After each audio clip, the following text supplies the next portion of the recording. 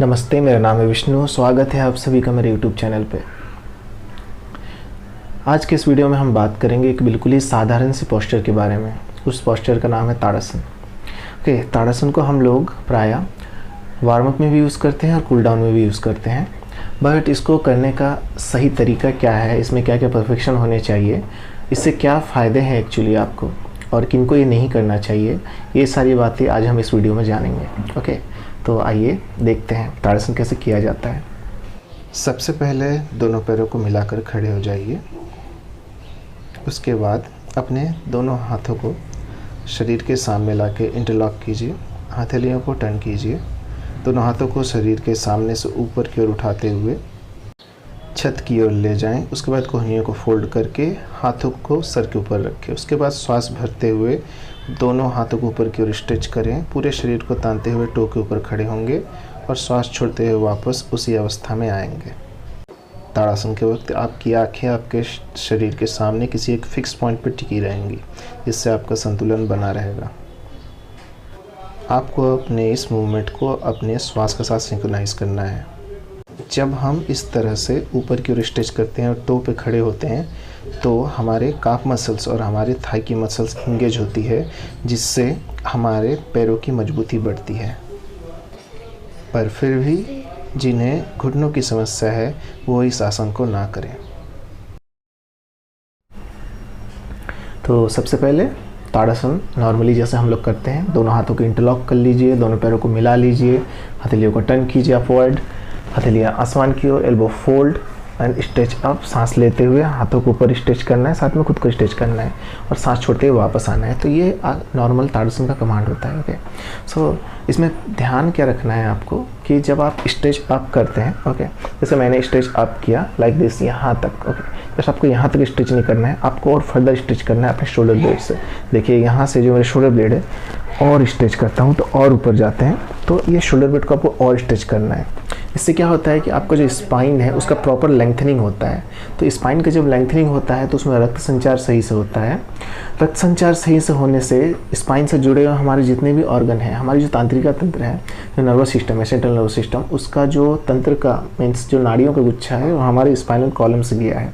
जब हम स्पाइन को स्ट्रेच करते हैं तो उस स्पाइन के स्वास्थ्य के साथ साथ उन तंत्रिका तंत्र, उन नर्व्स के भी स्वास्थ्य में सुधार होता है। ओके, सो उनसे जुड़े हुए जितने भी ऑर्गन हैं, हमारी आँखें, हमारे जीवा, हमारे ऊपर से जितने भी ऑर्गन है जो हमारे तंत्रिका जैसे जुड़ी है, उन सभी के प्रॉब्लम में ये बेनिफिशियल है, पहली बात। दूसरी बात ये है कि जब हम लोग स्ट्रेच अप करते हैं तो हमारा देखिए हमारे दिन भर का पोस्चर, हम लोग जस्ट ऐसे बैठते हैं या फिर हम लोग मोबाइल यूज़ करते हैं या फिर हम लोग खाना बनाते हैं या फिर हम लोग गाड़ी चला रहे हैं, जब भी हमारा पोस्चर हमेशा इस तरह से रहता है। तो ताड़ासन करने से हमारा पोस्चर में सुधार होता है। एक्चुअली हम लोग इस तरह से खड़े होते हैं, चेस्ट हमारा ओपन अप होता है।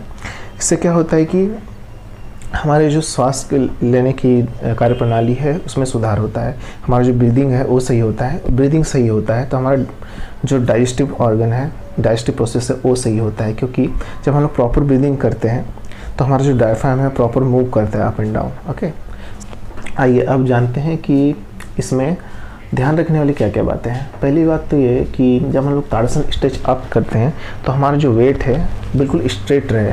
ओके, मतलब बहुत लोग हिप्स को आगे प्रेस करते हैं जिससे बॉडी इस तरह से कर्व हो जाती है, तो इस तरह से कर्व नहीं करना है, पहली बात। दूसरी बात, कभी आपने सोचा है कि इसमें दृष्टि कहाँ पर रहेगी?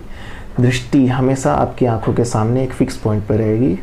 ये एक्चुअली बहुत अच्छा ध्यान का भी अभ्यास है, आपका फोकस और कंसंट्रेशन बढ़ाता है ताड़ासन। ओके, जब हम लोग बैलेंस करते हैं, ओके, टोज पे अपने और सामने एक फिक्स पॉइंट्स पे देखते हैं तो हमारा फोकस और कंसंट्रेशन बढ़ता है, उसमें ही हेल्प करता है। Okay, now breathing.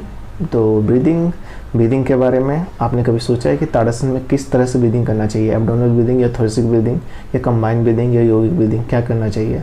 सो ताड़ासन में करना चाहिए हमेशा थोरेसिक ब्रीदिंग, बिकॉज जब हम लोग यहाँ स्ट्रेच करते हैं, ओके, आप एब्डोमिनल ब्रीदिंग यहाँ पे नहीं कर सकते। आप जस्ट एब्डोमिनल ब्रीदिंग करेंगे तो आपका जो रिब केज है वो स्ट्रेच नहीं हो पाएंगे सही से, इसलिए आपको थोरेसिक ब्रीदिंग करना है। तो होगा क्या, जब आप ऊपर स्ट्रेच कर रहे हैं साथ में आप जो थोरेसिक ब्रीदिंग करेंगे आपका रिब केज एक्सपेंड होगा।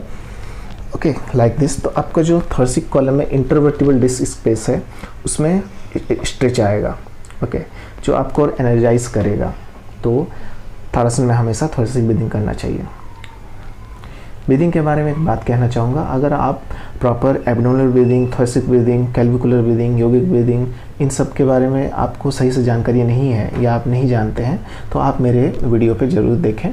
ये मैंने एक्सप्लेन किया है एब्डोमिनल ब्रीदिंग, थोरेसिक ब्रीदिंग और योगिक ब्रीदिंग के ऊपर। ओके, तो किसी भी पोस्चर में क्या होता है कि हम लोग किसी पोस्चर में हम लोग को एब्डोमिनल ब्रीदिंग करना पड़ता है, किसी पोस्चर में थोरेसिक ब्रीदिंग करना पड़ता है, कहीं कहीं योगिक ब्रीदिंग करना पड़ता है। ओके, पोस्चर जस्ट ऐसे ही नहीं हो जाता है कि मतलब हम लोग किसी भी पोस्चर में स्टे किए और मीन्स सेम टू सेम दिख रहा है पोस्चर, बट उसमें आपकी दृष्टि कहाँ पे है, आपकी ब्रीदिंग कैसी चल रही है, आपका बॉडी का वेट कहाँ पे है, आपका ब्लड का फ्लो किधर जा रहा है, आपका प्राण का फ्लो किधर जा रहा है, सब कुछ ध्यान में रखना पड़ता है किसी भी आसन में।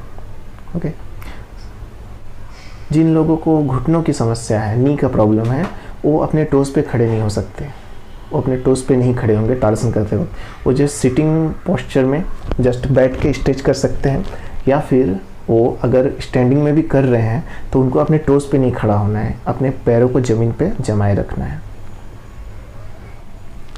सो इस वीडियो को अंत तक देखने के लिए बहुत बहुत धन्यवाद। आशा करता हूँ कि आपको ये वीडियो अच्छी लगी हो।